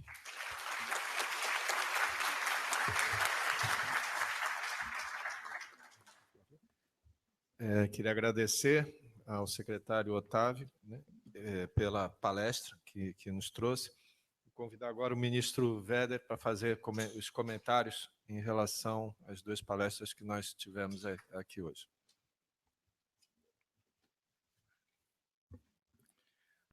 Bom dia a todos. Primeiramente, eu gostaria de agradecer o convite que me foi formulado pelo José Roberto para participar desta mesa. É um tema absolutamente atual, absolutamente relevante, e vou pedir a permissão para falar um pouquinho mais, dado que nós temos alguns minutos a mais. O Mário Pessoa ressaltou que a responsabilidade e a transparência são bens públicos. E, na mensagem que encaminhou o projeto de lei de responsabilidade fiscal ao Congresso em 1999, o presidente da República já chamava a atenção a isso, dizendo que o equilíbrio intertemporal das contas públicas era considerado um bem coletivo, fundamental para o desenvolvimento sustentável.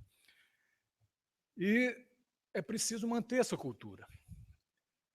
Nós sabemos os benefícios dessa cultura e estamos percebendo os riscos de perder essa cultura nos últimos anos.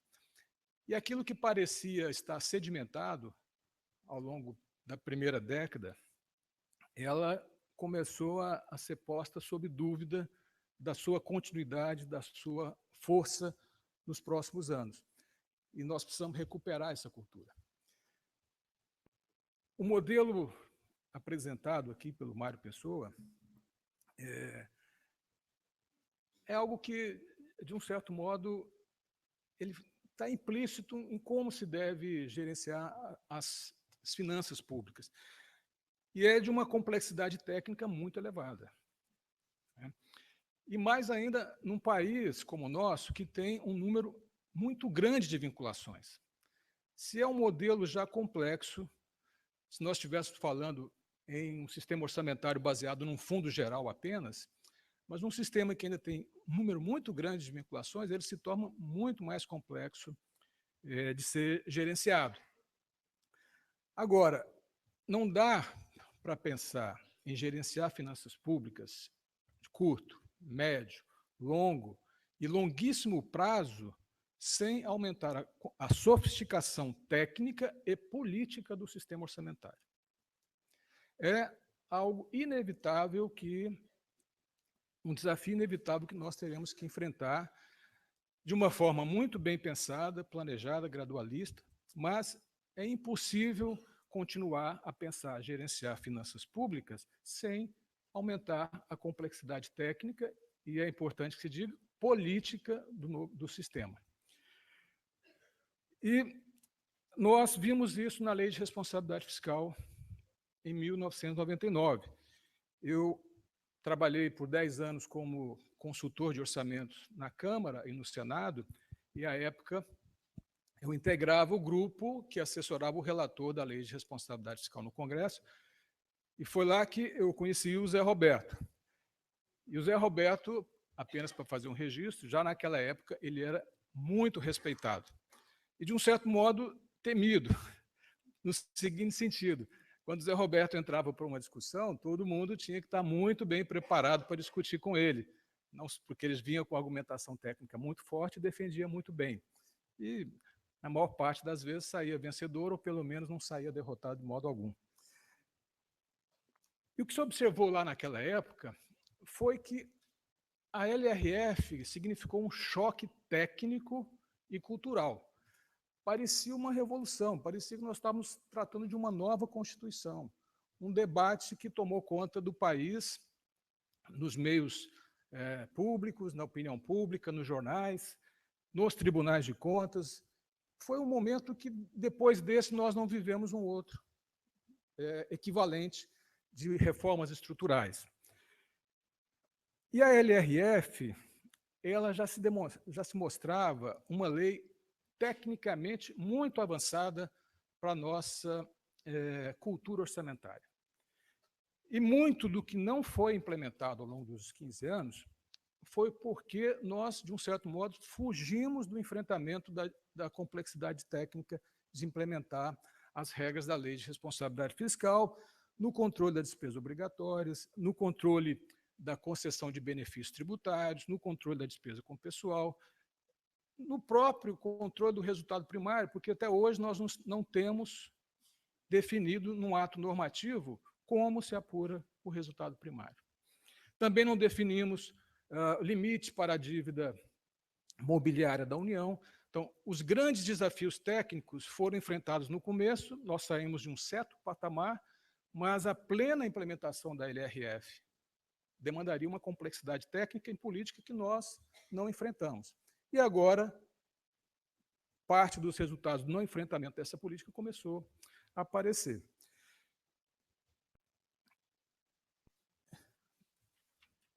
E modelos de orçamento com a visão de mais longo prazo vão demandar uma outra mentalidade. Nós vamos ter que novamente passar por um outro choque técnico, não tão grande, né? Vamos dizer assim, nós já avançamos muito a conseguir saltar de um patamar para outro, mas vamos ter que mudar esse patamar novamente. Não vai bastar uma nova lei, agora a apresentação do novo PL, junto com a renegociação das dívidas do Estado, de uma certa forma, uma nova lei de responsabilidade fiscal, mas ainda longe desses novos modelos mais avançados da OCDE. E algo muito importante é que os tribunais de contas têm um papel importantíssimo na garantia, no cumprimento, na implementação de qualquer lei que trate do sistema orçamentário no Brasil. Isso em função das suas competências da Constituição e, no caso específico da LRF, porque a própria LRF atribui aos tribunais de contas a obrigação de fiscalizar o cumprimento de metas, a obrigação de auditar os registros da despesa com pessoal e uma série de outras regras. Nós vimos aí que, ao longo do tempo, no âmbito da União, nós tínhamos uma preocupação fundamental, o controle da dívida pública, principalmente por meio da fixação das metas de resultado primário. No âmbito dos estados, a grande preocupação já não era o problema do controle da dívida, porque os contratos de renegociação já haviam sido estabelecidos. O problema era a despesa com pessoal. Já há 15 anos, lá em 1999, esse era o grande problema dos estados e que, se eu não me engano, ontem foi reportado aqui como um dos problemas que estão levando os estados às dificuldades financeiras. E para os municípios, o grande problema era a obrigação de produzir informações, de produzir relatório de execução orçamentária, relatório de gestão fiscal, obrigar a produzir as informações básicas do processo orçamentário. E os tribunais de contas passaram também por um choque cultural, desenvolveram estudos, se capacitaram, orientaram muitos municípios, mas nós, de um certo modo, ficamos devendo um pouco na garantia da implementação da Lei de Responsabilidade Fiscal em alguns aspectos. E aí, qualquer legislação que venha em função dessas competências, porque no Brasil nós temos um dos modelos mais sofisticados de tribunais de contas, que, na verdade, no mundo inteiro não se chamam tribunais de contas, são as entidades fiscalizadoras superiores. Em alguns lugares, os nomes vão ser auditorias, controladorias, e muitas vezes pessoas de outros países confundem a instituição fiscalizadora superior, que é o Tribunal de Contas da União, com a Controladoria Geral da União, dado que em outros países essa denominação é controladoria, como no Equador, na Colômbia. Aqui não, aqui é Tribunal de Contas.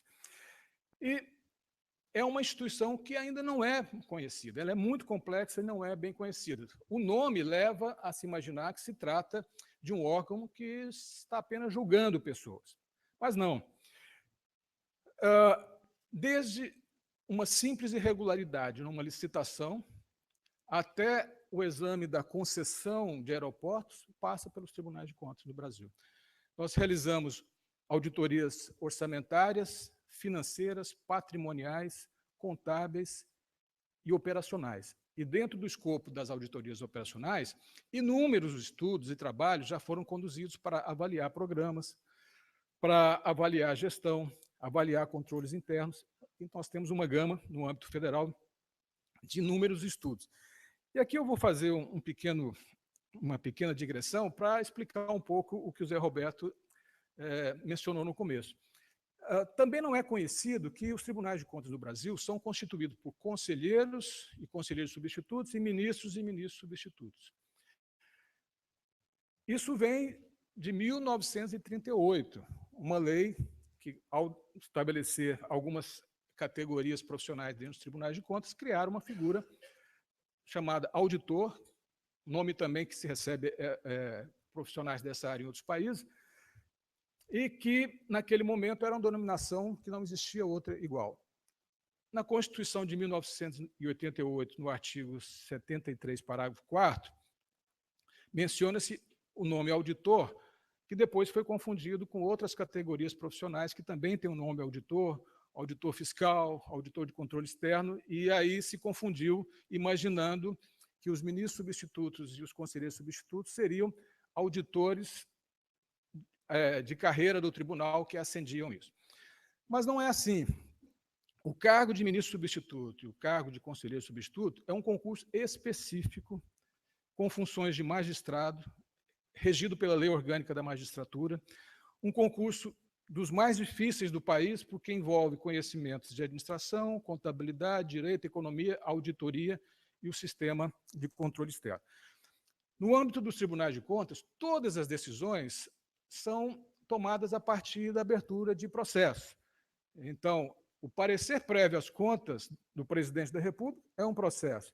Uma representação de irregularidade em licitação é um processo. Esses processos são distribuídos para todos os ministros e ministros substitutos, e a função de ministro e ministro substituto é presidir, relatar, é o ministro substituto que determina que sejam ouvidas tais pessoas, que emite o que nós chamamos de uma medida cautelar para paralisar um contrato diante de irregularidades. E as discussões são feitas no plenário, onde participam ministros e ministros substitutos, e o que eu, ministro substituto, levo, não pode ser determinado que seja refeito. Se algum dos ministros não deseja votar naquela decisão, ele tem que emitir um voto contrário, divergente, e esse voto contrário, divergente, é submetido à votação pelos demais ministros, que podem concordar com a minha proposição ou não. Então, ter esse conhecimento é importante, porque também qualquer efetividade de política pública, o novo sistema orçamentário, ele deve passar também pelo fortalecimento dessas instituições. E eu vejo que é uma demanda, é algo que faz parte da visão da OCDE, do fortalecimento das instituições de controle externo e também das instituições de controle interno. E aí nós devemos aprimorar, ao longo do tempo, o processo de indicação para os membros dos tribunais de contas. Hoje nós temos já os conselheiros substitutos, ministros substitutos, são escolhidos por concurso público. A indicação dos ministros, dos conselheiros para os tribunais de contas passa por um processo semelhante à indicação de ministros para o STJ, para o STF, e, de um certo modo, é até um pouco mais complexo. Mas cabe ao Legislativo, cabe à sociedade, exigir que esses cargos sejam preenchidos por pessoas que tenham a qualificação, a experiência e a visão da importância dessas instituições dentro da governança do Estado no Brasil. E falando um pouquinho da transparência, como foi mostrado aqui pelo Otávio, nós temos um manancial de informações já bastante grande disponível. E o que nós já estamos sentindo é uma necessidade de explicação das finanças públicas a partir desse manancial de informações. Porque não é muito fácil examinar, olhar um relatório de execução orçamentária, o relatório da dívida pública, o relatório de gestão fiscal, e dali conseguir entender o que se passa com as finanças públicas, riscos, problemas. E essa é uma função que órgãos como o Tribunal de Contas e possivelmente como uma entidade fiscal independente vão ter que desempenhar. É traduzir para os órgãos decisores, para a sociedade, o que significa isso. E nós podemos, apenas um título de exemplo, a dívida pública brasileira cresceu exponencialmente. Nós temos aí instituições que querem auditar a dívida pública. E nós perguntamos sempre, por que a dívida cresceu e o que foi feito com os recursos que geraram o aumento da dívida pública? E é uma explicação que nós não encontramos facilmente em lugar nenhum disponível. Quem pode fazer isso também? Tribunais de contas podem fazer isso nos pareceres prévios, as entidades de fiscalização independente também podem fazer isso. Há algum tempo, no âmbito do Tribunal de Contas da União, começamos a buscar o aprimoramento da auditoria financeira. Porque, de um certo modo, esse é um campo difícil e que nem todos os órgãos dos tribunais de contas desempenham plenamente, mas é parte da nossa atribuição. Auditar os balanços, auditar o relatório de gestão fiscal, auditar as informações da dívida pública, são funções fundamentais. E, aliás, é importante registrar que o Tribunal de Contas da União surgiu, lá no final do Império, como uma necessidade reconhecida pelo Congresso de uma instituição independente que pudesse dizer se o orçamento foi executado como autorizado, se a receita foi arrecadada segundo a legislação, se as contas, o balanço refletia a realidade financeira do país. E essa responsabilidade ainda permanece. Então, ao longo dos últimos 6, 7, 8 anos, no âmbito federal, nós estamos procurando desenvolver e capacitar o corpo de auditores para fazer e aprimorar a auditoria financeira. Parte das modificações introduzidas pela Secretaria do Tesouro Nacional vem de questionamentos feitos pelo Tribunal de Contas da União sobre a contabilidade pública. E há uma interação muito grande entre a Secretaria do Tesouro Nacional e os auditores do tribunal nas discussões dessas questões orçamentárias. E parte de alguns dos problemas levantados no último parecer prévio veio já dessa visão de aprimorar a auditoria financeira.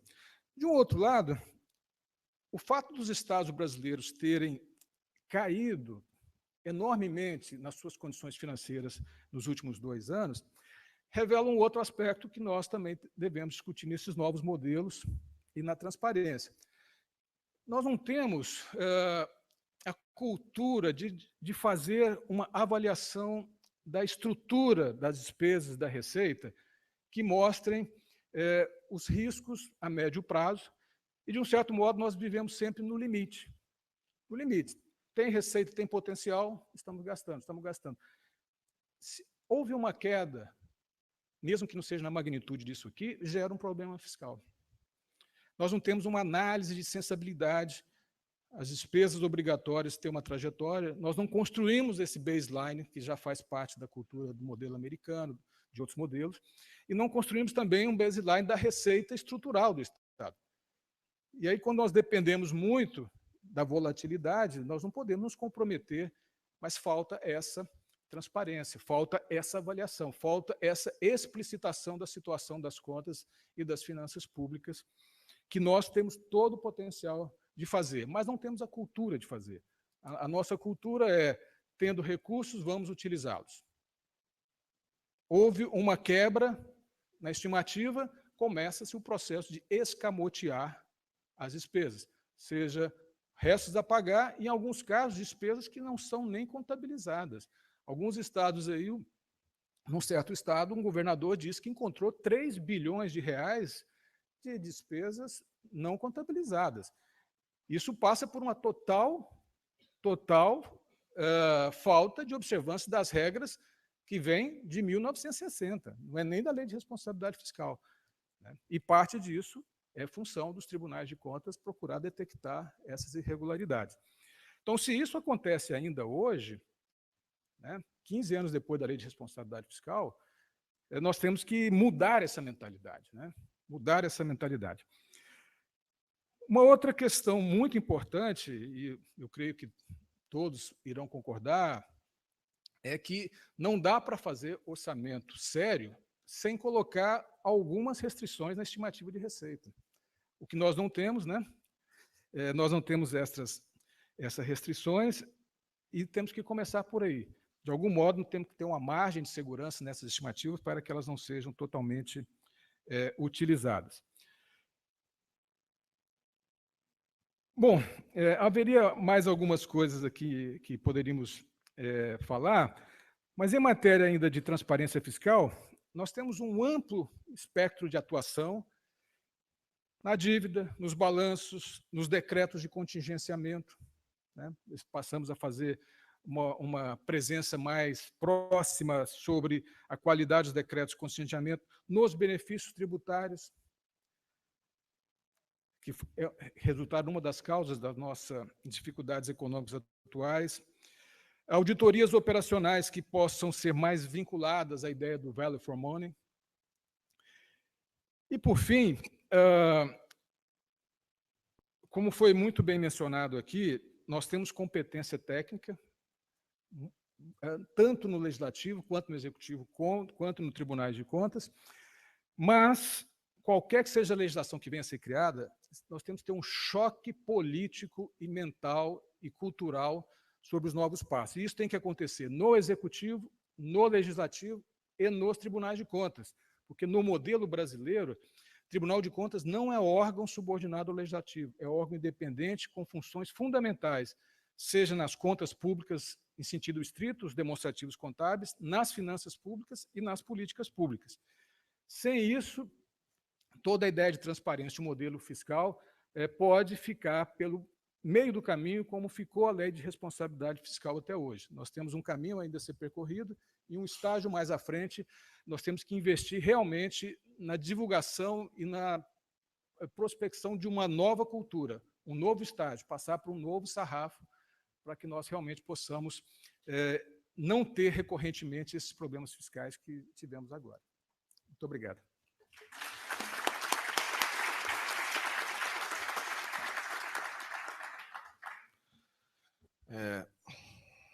Quero confessar que somos transparentemente irresponsáveis, né? Eu não controlei o tempo nenhum, e ainda me diz aqui que sou muito austero. E o Rubens está aqui me cobrando. O secretário Manuel tem agenda, estamos presos. Eu queria acho que tomar liberdade de propor. Não fazemos o debate agora. Queria passar a palavra rapidamente ao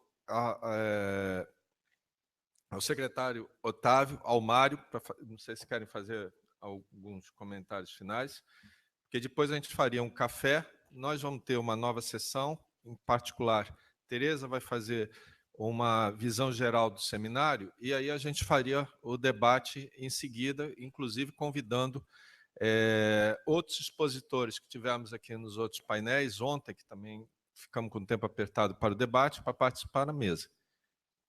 Mário, Otávio, querem fazer alguma colocação? Rapidamente.